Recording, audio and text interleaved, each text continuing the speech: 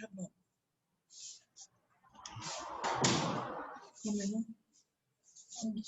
Obrigada.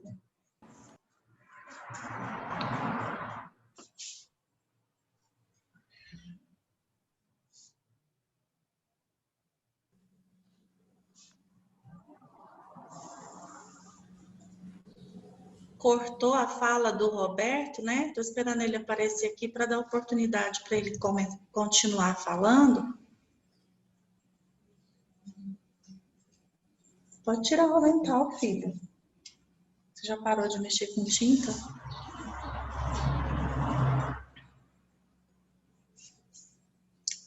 Gente, que calor é esse? Tô derretendo. Nem me fale, viu? Até o vento é quente. Até o vento é quente, é verdade. Ó, o Roberto apareceu. Deixa eu dar para ele, deixa ele abrir o áudio dele aí.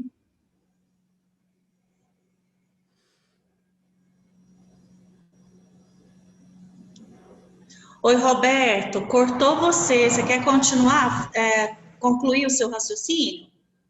Só concluindo, é assim que tanto da possibilidade de você engravidar com mais facilidade devido aos recursos que tem hoje, e também possibilidade de nascer com crianças com dificuldade, como autismo e outras coisas, esse grande recurso que a medicina e outras áreas estão oferecendo para enfrentar esses possíveis problemas, estão criando um certo otimismo, uma coragem de você também poder casar mais tarde. E mesmo as pessoas que se casam um pouco mais cedo, elas optam por ter filhos mais tarde. Eu percebo assim que existem muitos casais, né, que já estão juntos e primeiro tem que construir a vida, a carreira profissional, a tal da estabilidade, né, para depois ter filhos. E a gente percebia que isso era uma coisa. Eu percebo um ponto positivo, vários pontos positivos nisso, tá, gente? Isso não é nenhuma crítica dizendo que está errado, que é prejudicial. O que a gente está apontando aqui, tanto na minha fala, quanto eu também percebo na fala do Roberto, são as diferenças entre gerações. Tem pontos positivos, tem pontos negativos em todas as gerações. Então, a gente tem que estar aberto para simplesmente entender as diferenças entre as gerações. Então, eu percebo que antes a pessoa casava e já queria ter filho, aí já fazia faculdade com filho, e hoje em dia tem alguns que fazem isso também. Qual é o problema, né? São opções, são escolhas de cada um. O que nós percebemos é o que o Erickson fala. Já vou falar o que o Erickson fala, depois eu volto ali onde a gente estava, porque toda hora nós estamos citando essa parte aqui, sobre esse 6º estágio do desenvolvimento psicossocial, que ele chamou de isolamento versus intimidade. Como assim isolamento? Nós não estamos dizendo, Erickson não disse que isolamento significa um jovem que se isola e fica sozinho em casa, emburrado. Não é nesse sentido. É isolamento no sentido de ainda não necessitar de um relacionamento sério, maduro. É aquela pessoa que fala assim, não, eu posso até namorar, ficar, conhecer um monte de gente, mas namorar mesmo, sério, assumir o compromisso, é o tal do status, né, que a gente fala nas redes sociais. O status é relacionamento sério, é livre, é solteiro, né? Como a gente vê perceptível essas escolhas ali nas redes sociais. Então, antes, a geração anterior à de vocês, anteriores às de vocês, era muito mais intimidade do que isolamento. O que é essa intimidade? A busca de um relacionamento amoroso, sério, para assumir um compromisso, para casar, para construir família e ter filhos e evoluir. Essa era a evolução que o jovem tinha antes na cabeça dele. Hoje, deixa aqui, filho, para de abrir essa porta, por favor. Depois você guarda. Obrigada. Hoje a gente percebe que é o inverso, que é o isolamento que está ganhando uma força maior, essa posição chamada isolamento. Que sentido que é esse isolamento? Que eu estava falando agora há pouco. A pessoa fala, eu quero viajar, fazer um intercâmbio, fazer faculdade, passear, me divertir, ter uma carreira, construir uma profissão, uma estabilidade financeira. Depois eu penso se eu quero me casar, se eu vou ter filhos. Então a gente percebe que existem esses dois tipos de jovem.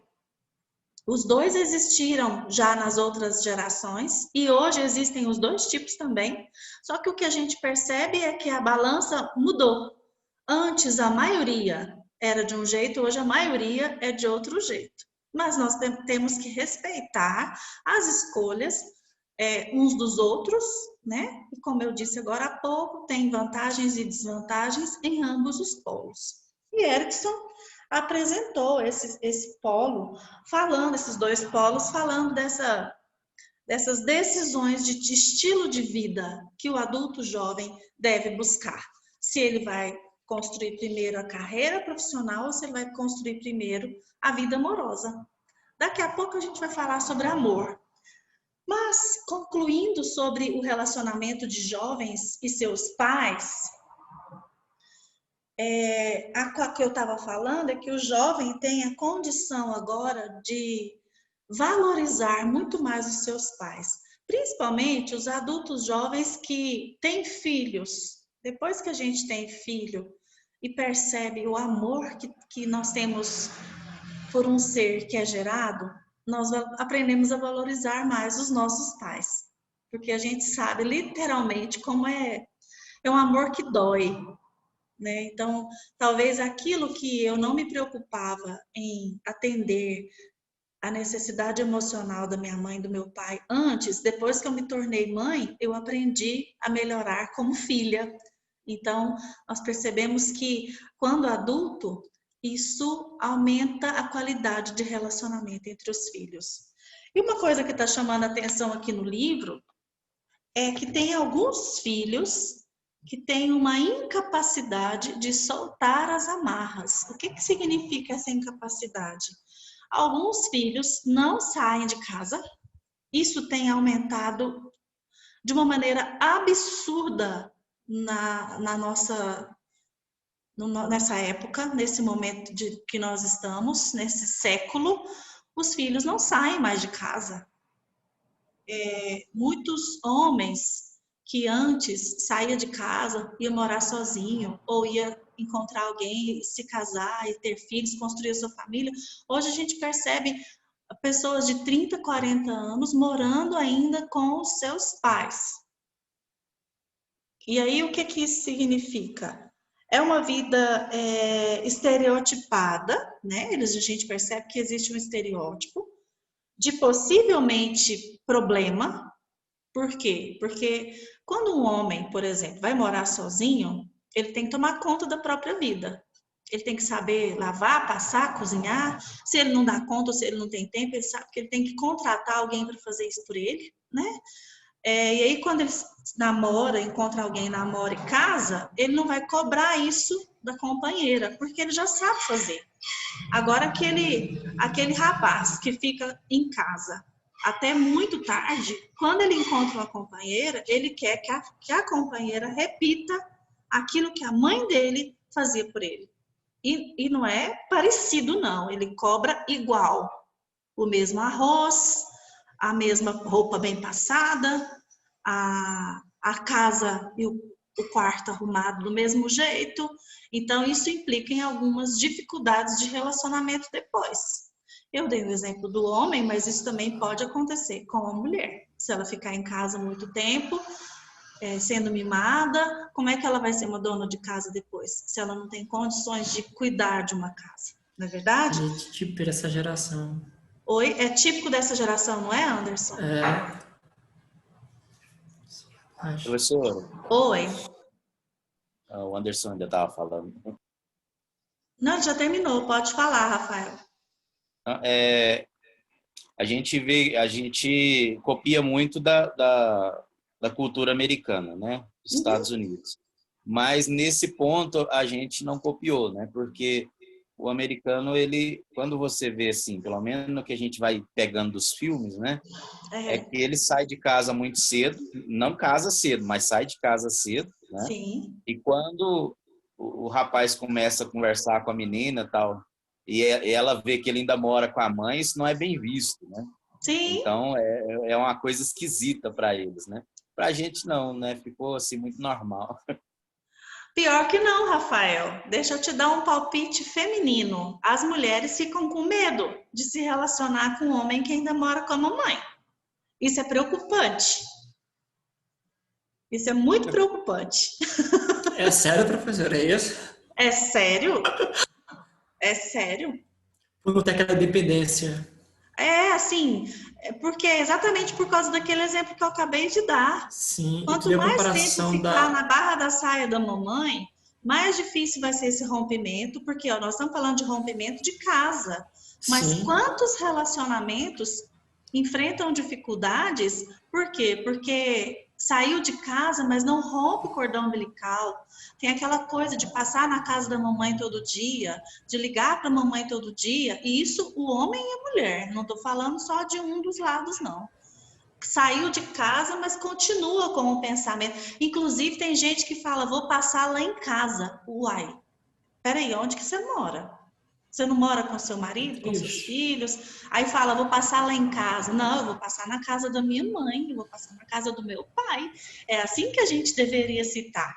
Eu sei que é um hábito, né? Que por muito tempo aquilo lá foi minha casa. Então, talvez eu falo, vou passar lá em casa porque eu saí. Mas não, tem gente que já tem 5, 6 anos que está fora de casa, da casa dos pais e fala, vamos passar lá em casa. Eu fico assim, tem um probleminha aí. Tem tem. um cordãozinho umbilical que ainda está muito conectado. Eu vi um vídeo esses dias no Instagram e achei incrível. Se eu encontrar esse vídeo, eu vou compartilhar com vocês, que fala exatamente sobre isso, sobre um cordão umbilical que não se desamarra. E o Rafael citou essa questão do americano, né, que a gente copia esse modelo, e é verdade, nós temos essa cópia, mas uma coisa que nós não copiamos é esse negócio de colocar os filhos para fora de casa quando eles fazem 18 anos.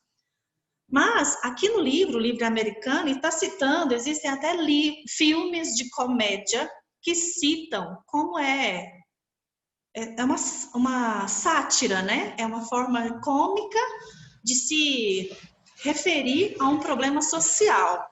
São os filmes que falam disso, de homens que já estão há muito tempo dentro de casa. O filme que eles colocam aqui é Como Despachar o Encalhado.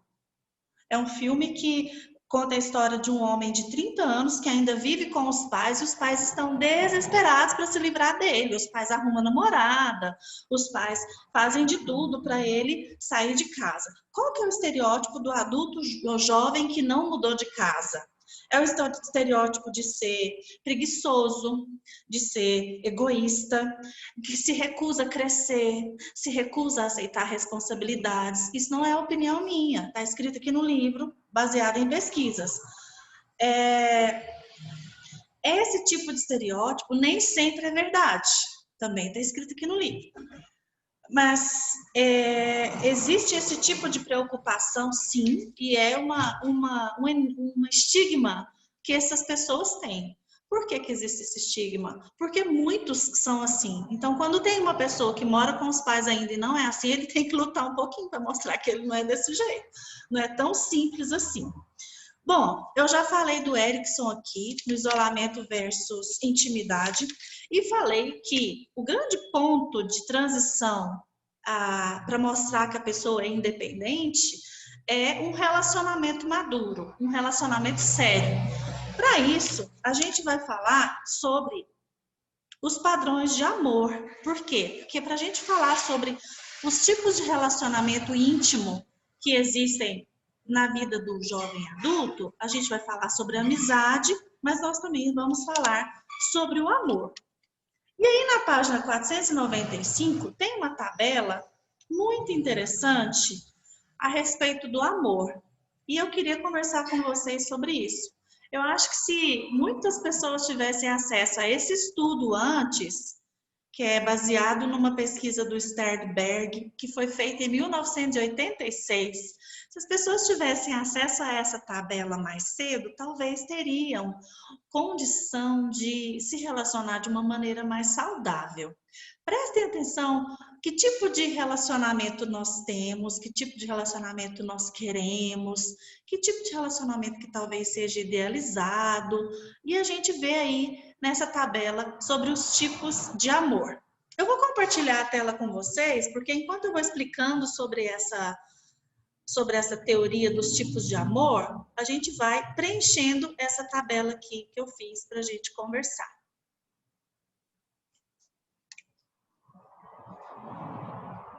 Vou esperar vocês aparecerem aqui. Vocês estão vendo a tabela? Ok?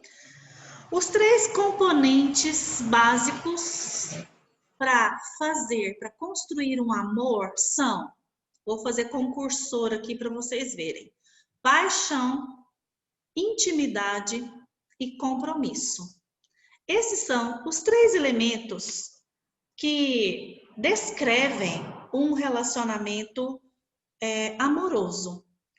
Quando é que a gente pode discernir, diferenciar? Como que a gente pode diferenciar? Quando existe a presença de um ou de outro, ou quando existe a ausência de um ou de outro.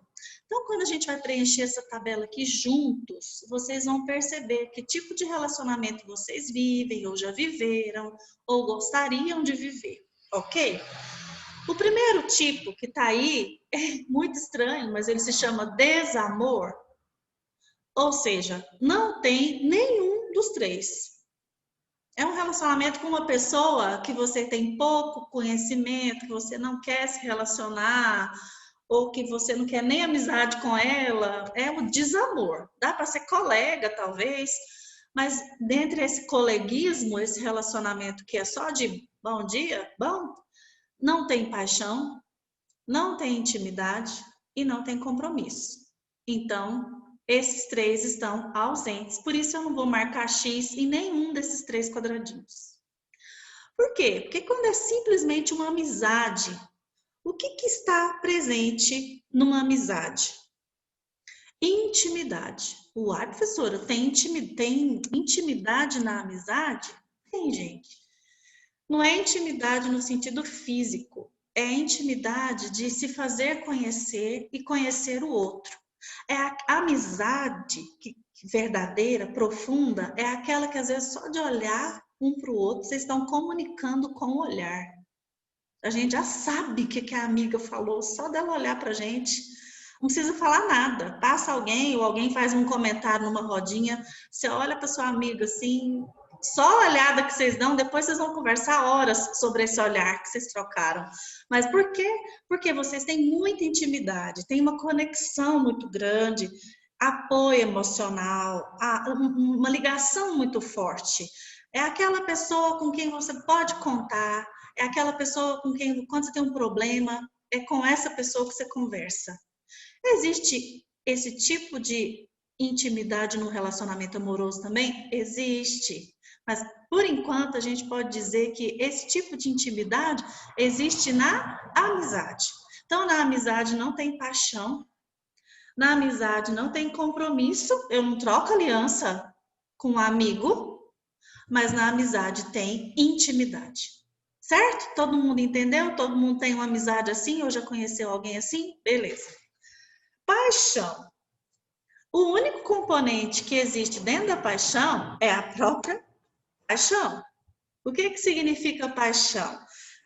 É aquela atração física muito forte, é uma excitação, é a tal da química que as pessoas falam. É uma química muito forte, é um fogo muito ardente, não dura muito tempo. Pode não durar muito tempo.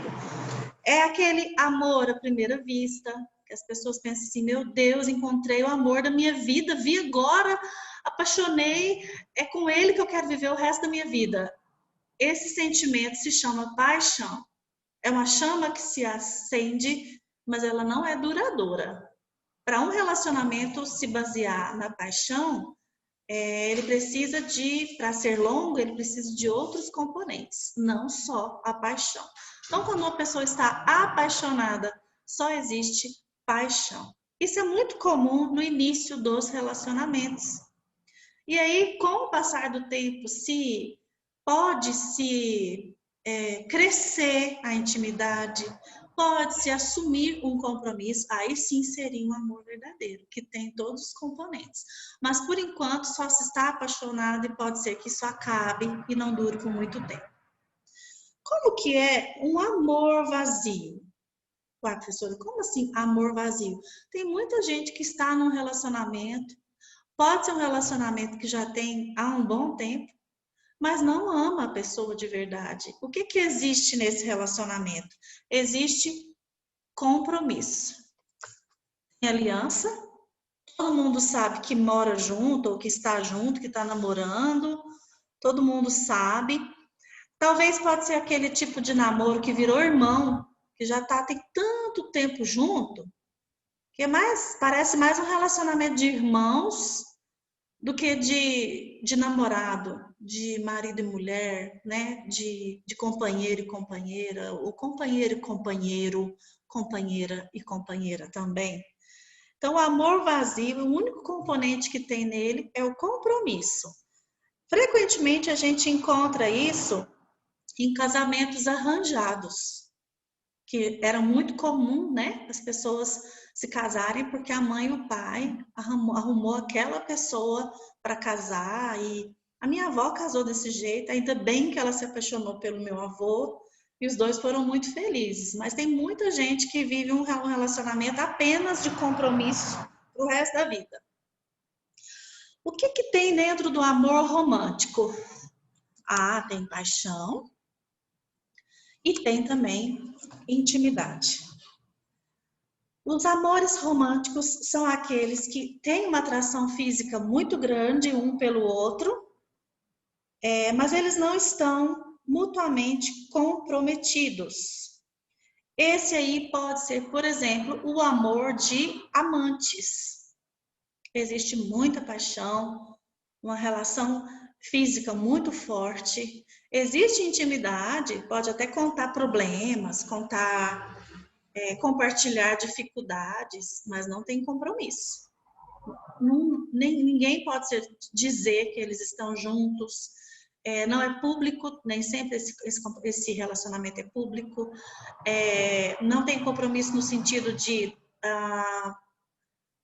pensar em construir um futuro juntos, não tem compromisso. É um amor romântico que existe basicamente por causa da atração física. E o amor companheiro? O amor companheiro é quando existe intimidade e existe compromisso. Não tem paixão. Isso aqui pode ser uma amizade de longo prazo, que às vezes acontece em alguns casamentos, que a atração física já se esgotou. É aquele casamento que já dura há muito tempo, eles têm muita intimidade, eles combinam demais, há uma amizade muito forte entre esse casal. E mesmo não tendo muita paixão, não tendo mais a paixão, mesmo não tendo mais chama física para estar junto, eles continuam juntos. Já construíram família, têm os filhos, às vezes têm netos. Todo mundo já está acostumado a vê-los juntos mesmo, por que eles não vão ficar juntos? Então, o amor companheiro é aquele que muitas pessoas vivem no fim dos seus casamentos, assim, quando estão mais maduros. Eles tomaram uma decisão de permanecer junto e, mesmo não existindo a paixão, existe o compromisso e a intimidade. Tá indo bem? Vocês estão entendendo até aqui? Ok. O amor instintivo é que existe paixão, existe compromisso, mas não existe intimidade.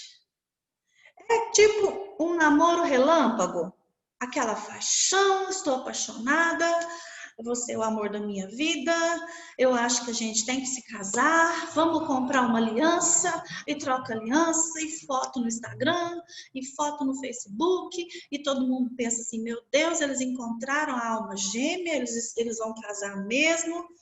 Só que aí eles percebem com o passar do tempo que eles não combinam. Na hora de trocar as ideias, a intimidade não dá certo, eles pensam completamente diferente. Não tem conexão para as almas de verdade estarem juntas. Então eles percebem que eles têm que desfazer esse compromisso que foi feito na base da paixão e realmente não ia dar certo. Muito comum isso aqui, né, gente? As pessoas hoje em dia fazem isso com muita frequência. Aquele amor que a gente pensa assim, nossa, você vai casar, acabou, ninguém mais tá junto. E por último, o amor verdadeiro, que todo mundo gostaria muito de encontrar, que tem os 3 componentes presentes. Tem a paixão, tem a intimidade e tem o compromisso também. É considerado o amor completo. É o amor que muitas pessoas estão em busca dele. É muito fácil encontrar esse amor. O difícil talvez seja manter esse tipo de amor. Por quê? Porque as pessoas mudam durante uma relação. Uma pessoa muda, a outra pessoa muda, e aí eles podem não gostar das novas características da personalidade, e aí não tem mais, eu tô com saudade do fulano antigo, da fulana antiga. Só que essa pessoa não volta. Ela cresceu, ela evoluiu, ela amadureceu, ela mudou o jeito de ser, mudou o jeito de pensar, e aí isso pode eliminar esse tipo de amor. Mas se o outro parceiro aceitar essa mudança, pode ser que o amor permaneça. É muito mais fácil de permanecer também se os dois mudarem. O problema é quando só um muda. Já viu o casal que só uma pessoa evolui e a outra fica estacionada? Pois é, aí é exatamente quando esse tipo de amor vai terminar, porque um dos dois não vai se aceitar mais. Ficou legal esse quadro, não ficou? Para a gente entender essa teoria dos tipos de amor, dos padrões de amor. E aí, o que vocês acharam? É utópico, o amor verdadeiro? Esse estudo, ele é um estudo bem interessante, legal. O que vocês acharam? Já tinha ouvido alguma coisa nesse sentido?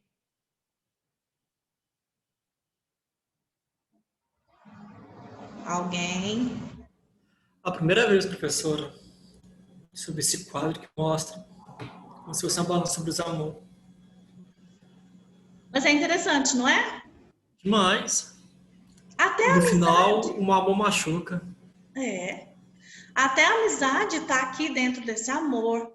Até o amor relâmpago, né? O amor que se dissolve rápido. Então, faz a gente refletir um pouco a respeito do que a gente tem, do que a gente quer, do que a gente pode oferecer, como melhorar. Talvez observando esse quadro, o casal pode perceber junto o que ele pode melhorar, o que está faltando para melhorar. Talvez a gente tenha muita paixão, mas a gente tem pouca intimidade. Vamos nos conhecer melhor para ver se a gente consegue ter um amor verdadeiro, que tem os 3 elementos juntos, né?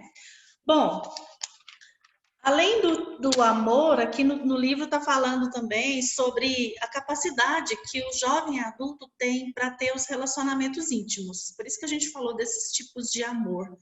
Porque o Erikson considerava a tarefa mais crucial, mais importante que se desenvolve no período adulto é a capacidade de manter um relacionamento íntimo. Que esse relacionamento seja forte, estável, que seja motivador para o comportamento um do outro. Então, os relacionamentos íntimos, o que eles requerem da gente? Eles requerem que nós tenhamos mais capacidade de empatia, que nós tenhamos mais capacidade de nos comunicar, de resolver conflito, de manter um compromisso. Então, essas habilidades são fundamentais para o adulto jovem, para ele manter os seus relacionamentos.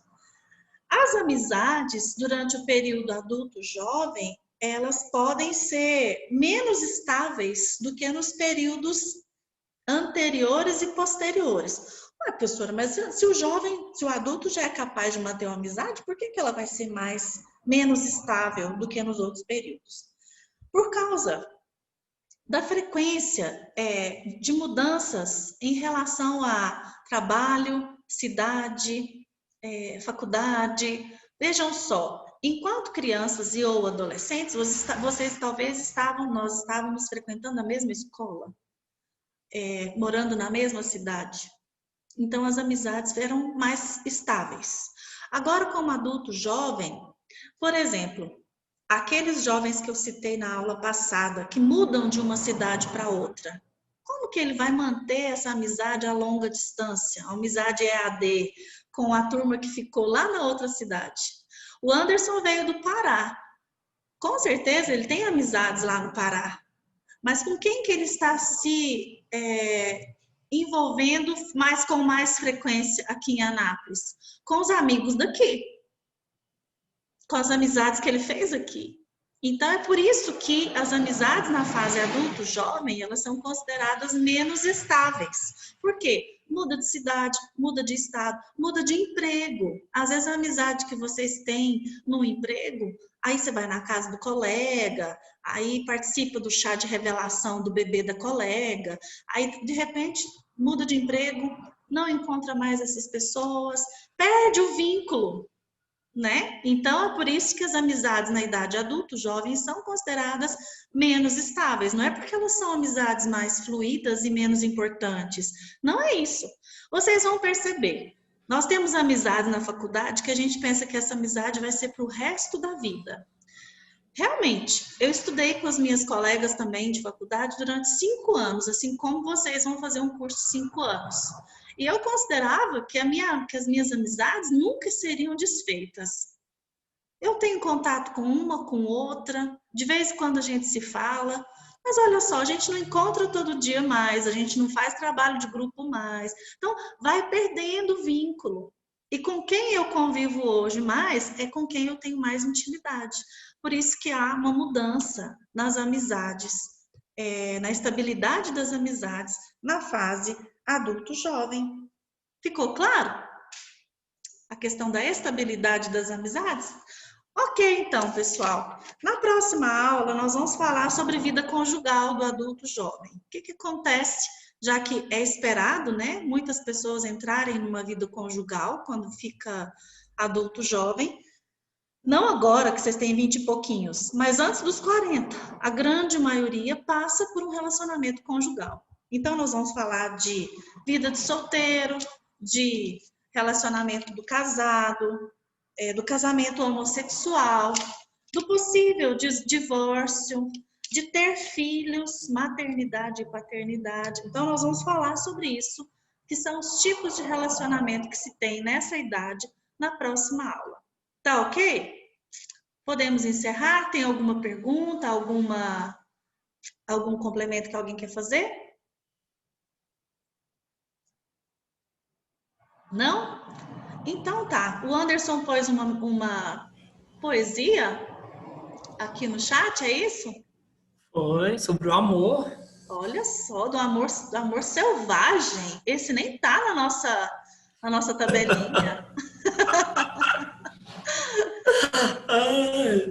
Então tá bom, pessoal. Obrigada por vocês que ficaram comigo aqui até o fim. Eu ainda não coloquei o pós-aula da semana passada, eu quero ver se eu coloco os dois essa semana, tanto da aula passada quanto a de hoje também, tá bom? Eu encontro vocês então na quinta-feira, certo? Na aula de ser psicólogo. O Anderson eu vejo amanhã, né, Anderson? No trânsito. Tati, amanhã mesmo. Então, professora, beleza. sobre o trânsito, eu posso conversar contigo no privado? Pode. Você tem meu WhatsApp? Vou pegar com a Isa. Tá bom, então. Tranquilo, cheiro, professora. Tchau, tchau. Tchau para vocês, muito obrigada. Boa semana para todo mundo. Bebam água, tá muito calor. Se cuida.